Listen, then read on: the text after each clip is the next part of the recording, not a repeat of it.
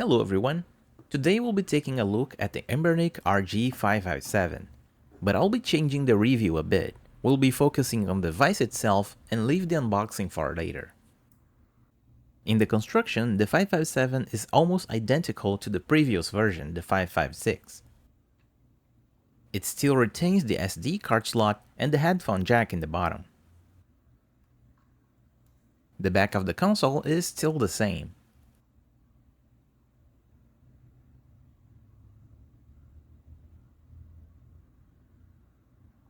And in the top we have the power and volume buttons.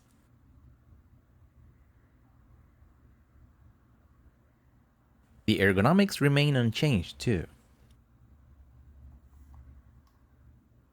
But one thing that was changed is the analog sticks. They're now much smaller than the previous version. Comparing with the Joy-Con, we can see how small they are. And it's not only that, but the range of the stick is also reduced. Being smaller also means that you won't be able to use stick protectors with this device.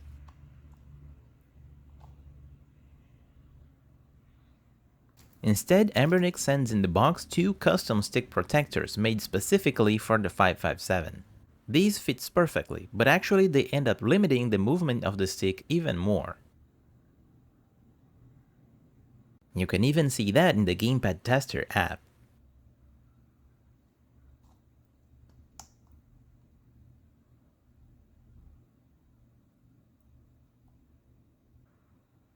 There's no cardinal snapping and the resolution seems pretty good.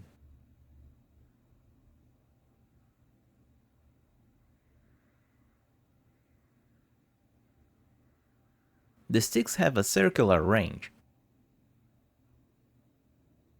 Messing with the joystick settings here will change the range from a circular to a square one if you like it that way.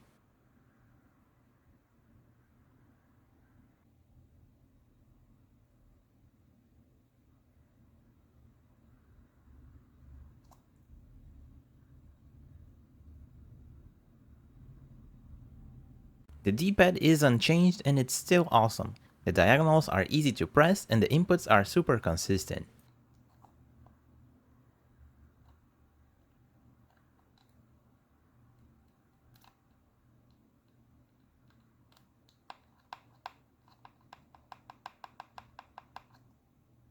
The triggers are still analog triggers and the shutter buttons are very responsive. The face buttons are in the Xbox layout, and you can change that through the quick settings.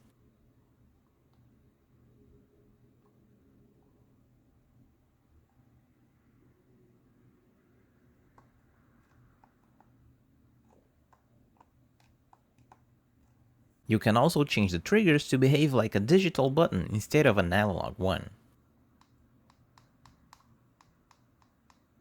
And I tried messing with the trigger type setting here, but I couldn't figure out what it does. But I've got a problem with the face buttons, at least on my unit. The buttons are the same as every other Anbernic device. Even the membrane is the same. And the buttons behave correctly if you press them with enough force. The problem is, if you press the buttons lightly, sometimes they will not register.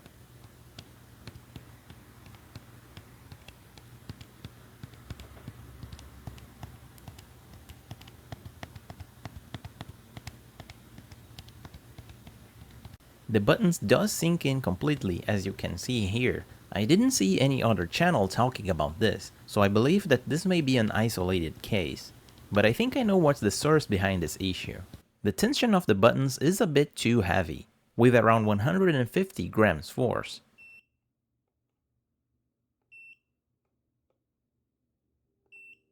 If you pick any first-party controller with membrane buttons, you'll notice that the button tension is actually softer than the D-pad. The D-pad should have a higher tension, but the buttons should be softer. The thing is, Anbernic is using the same membrane for the D-pad and buttons. While the tension feels okay for the D-pad, it's not that good for the buttons. Since the D-pad is a larger plastic piece, it works better with a higher membrane tension. The analog sticks are fine with the same tension of any regular controller.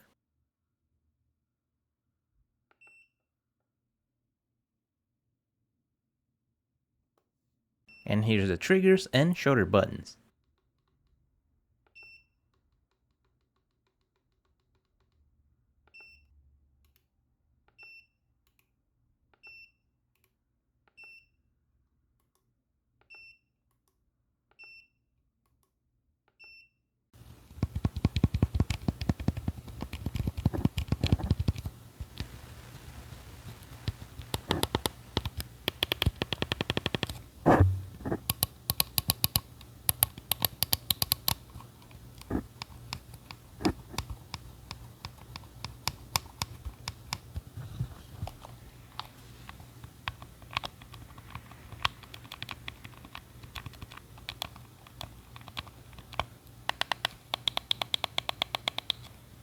The screen is awesome, and you might be seeing a flickering right now. This is not visible in real life, it happens because of the camera shutter speed.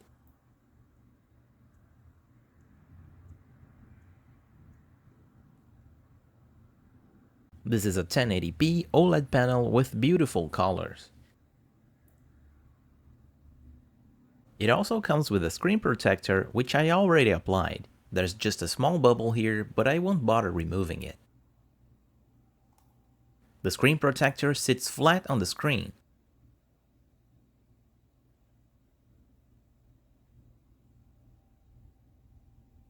And just like the previous version, this screen is still great. It isn't good just for playing games, but also watching content.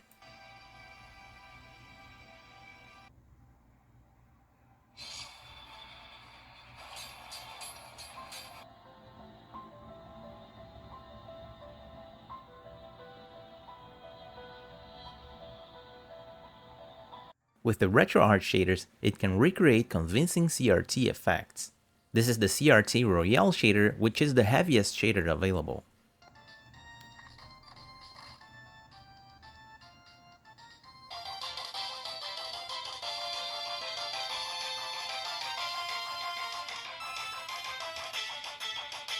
Due to the pixel density of the display, it can create some artifacts if you're using CRT shaders.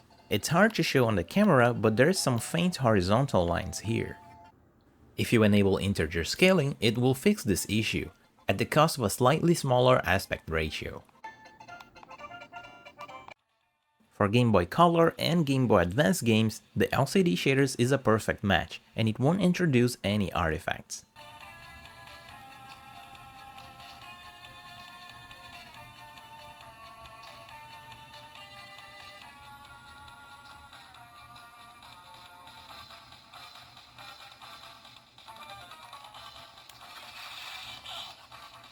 Another big update was in the specs. This device is much more powerful than the 556.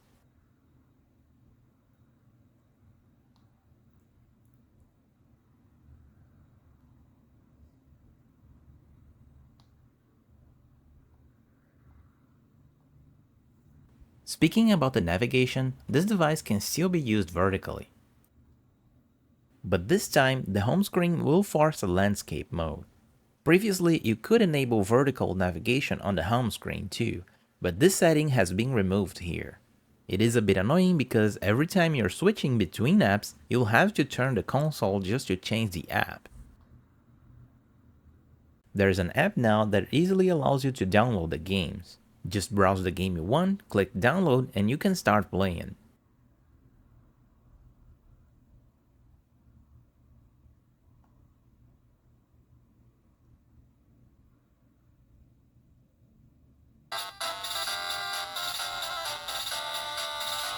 There's also this Anbernic AI app. On the AI square, you have the general things you can do with an AI.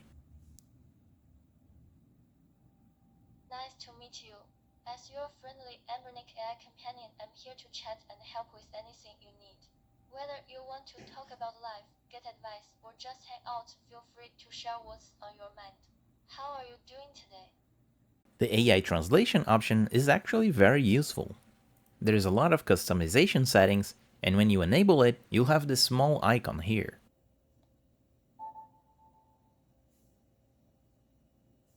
You just have to touch it and it will translate every text on the screen.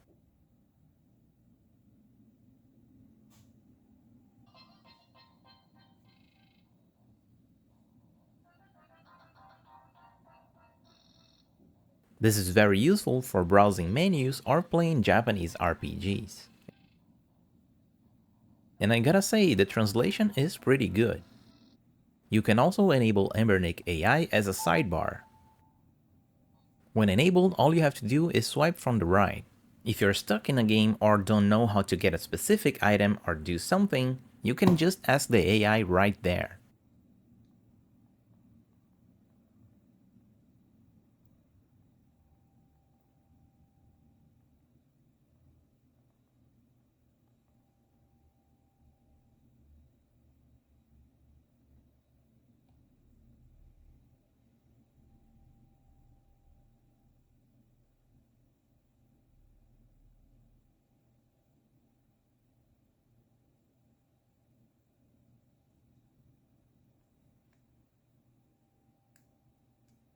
The tips will be saved here and you can keep playing, and you can check it anytime you want. The 557 can still output the screen to an external monitor.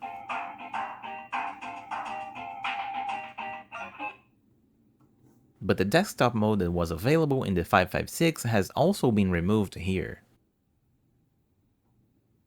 On the 556, you had an alternative desktop mode, which was pretty useful as it allowed you to use the two screens separately.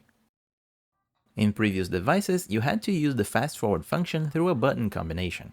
Pressing the button on the side would stop the game and bring the Anbernic launcher.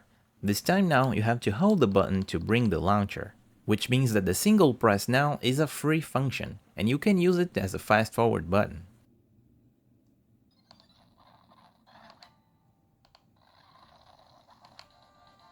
And if you don't like the Anbernic launcher, you can download a different one, like the Daijisho launcher here.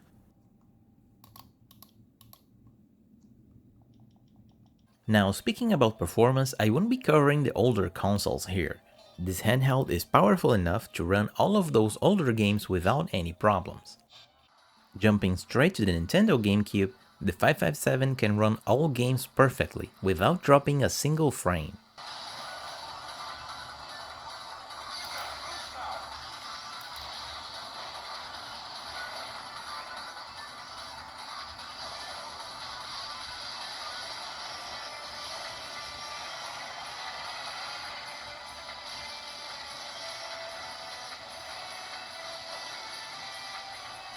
And it's running everything at 3x resolution, which is a perfect match for the 1080p screen.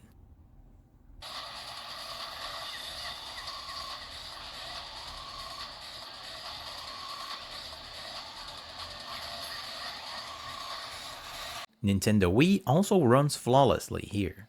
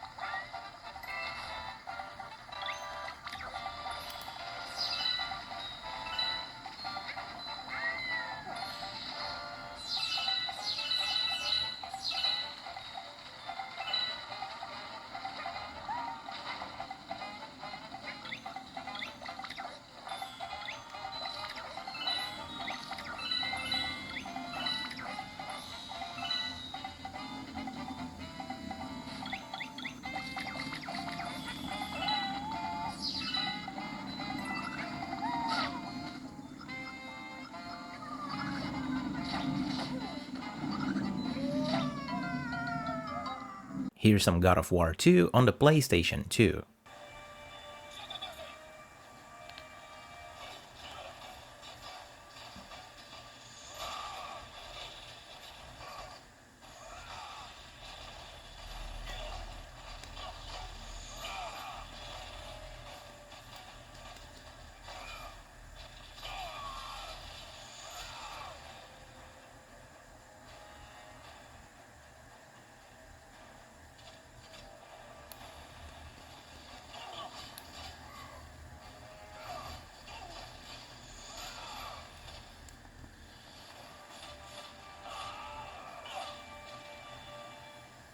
PlayStation 2 is also running at 3x resolution. If the game you're playing supports widescreen resolution, it is even better. It's time to go back to where you belong. Battle 2, fight!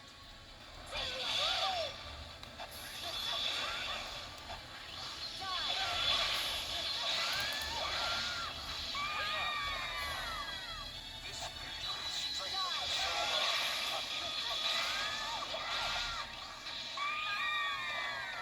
You win!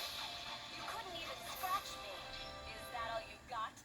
Moving one step up, there is a new PlayStation 3 emulator for Android devices now. The latest PS3 games won't run, Ultra Street Fighter 4 won't boot, and while Bayonetta runs, it will crash after starting the game.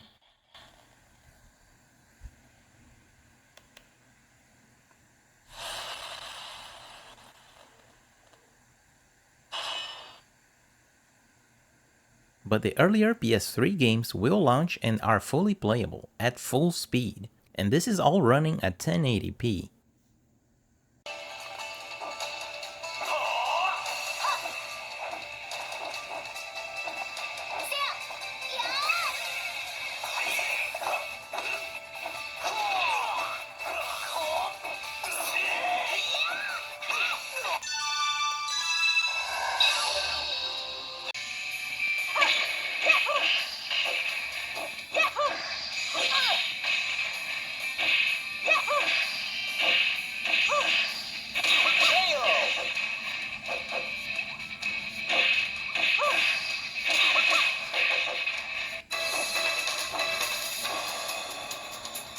Try again in a few years.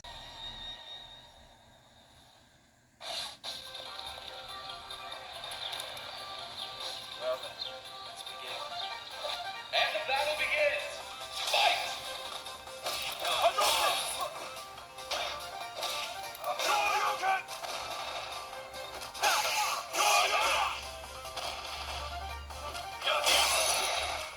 I saw that! Take this!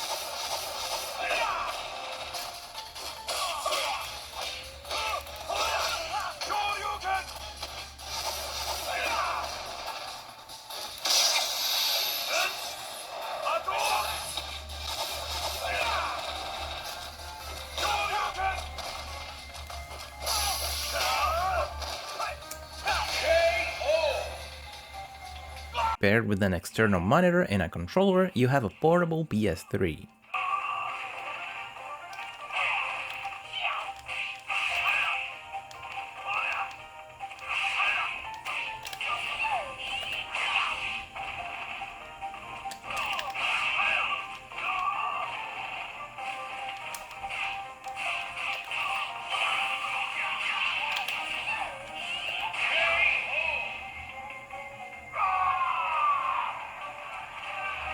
And the latency is pretty low too. I could perform all combos without any problems.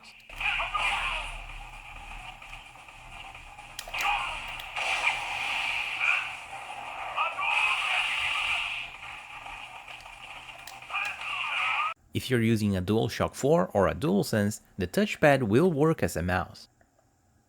It can emulate Wii U games too through CMU.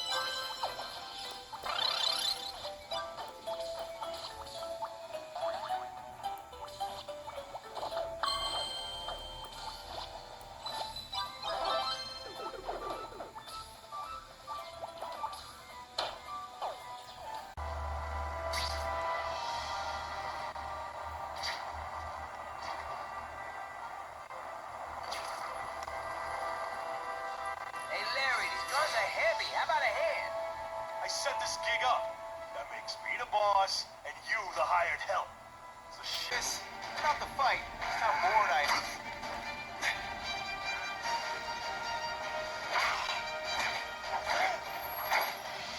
Not gonna happen. Okay, so I'm showing off. Unfortunately, it is here that it starts to reach its limit. Some Wii U games won't run very well.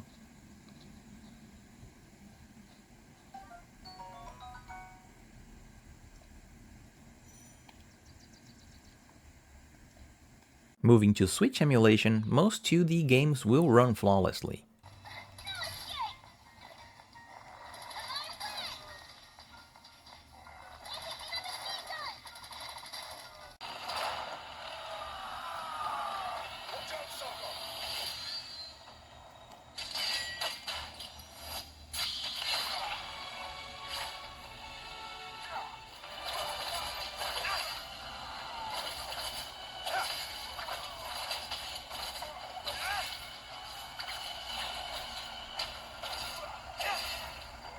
Jungle must not be far.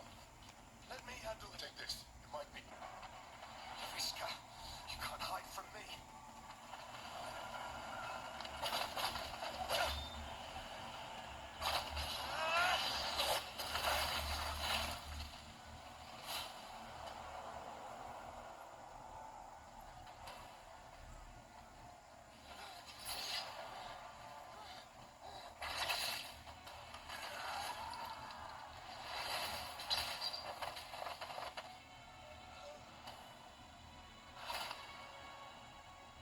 But again, the heavier games will suffer slowdowns.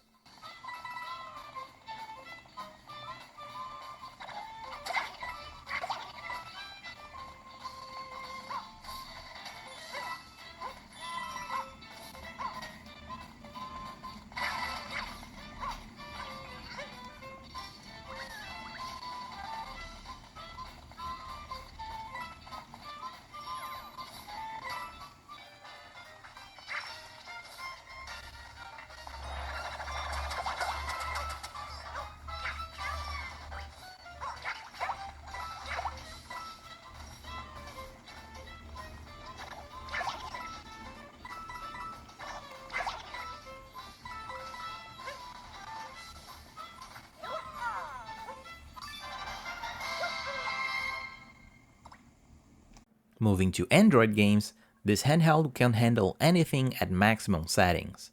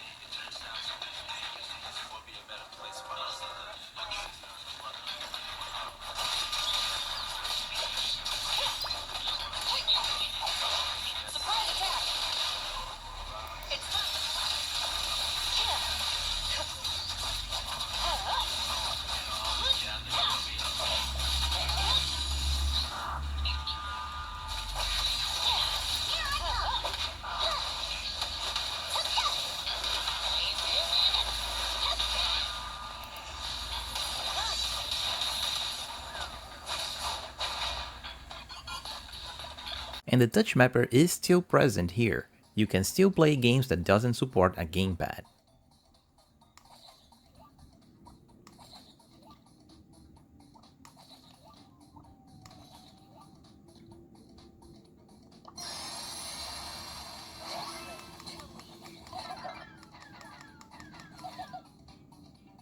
Before we proceed, let's do an unboxing.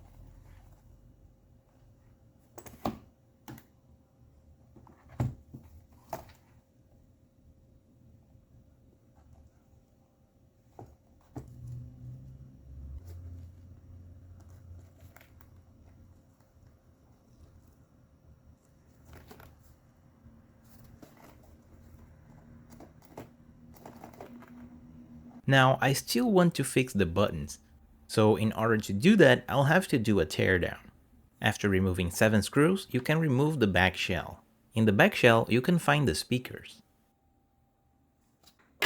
Next, we'll have to remove this metal plate. And under it, we can find the motherboard and the battery. The construction is very similar to the Nintendo Switch, and the battery has 5500 mAh of capacity.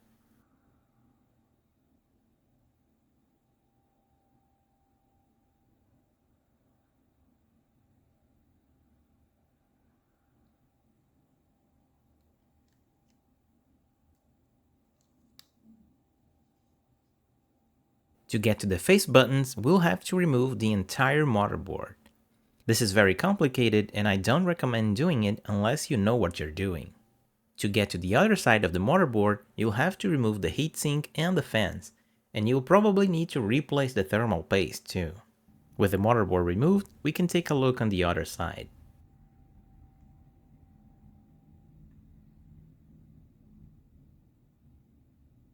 Fortunately, the analog stick is a similar model to the Nintendo Switch stick. Probably if it breaks, you can replace it with a Nintendo Switch style one.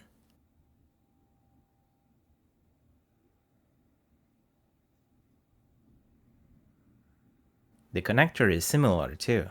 The contacts for the A, B, X and Y buttons seems to be clean, so I won't mess with them. But taking a look at the membranes, they seem a bit dirty, so let's clean them up.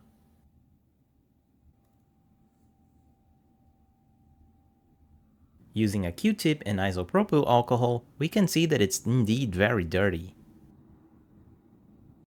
After cleaning it, I reassembled the console and unfortunately the problem still persists. So probably we need a membrane with a lower tension to fix this issue. Moving to the final thoughts, despite the problem that I had with my unit, the 557 is a big improvement over the 556. If you wanted a portable PS2 or Gamecube, this is the device you should get. And it is now the most powerful handheld by Anbernic. Running some PS3 and Wii U games is a big bonus too. As the PS3 emulator receives more updates, we may even be able to play The Last of Us or Uncharted here. If you wanna play Switch games, I'd still say that the Nintendo Switch is the better option. But for anything retro, the 557 is a solid choice. And that's it for this video. As always, thanks for watching and I'll see you next time.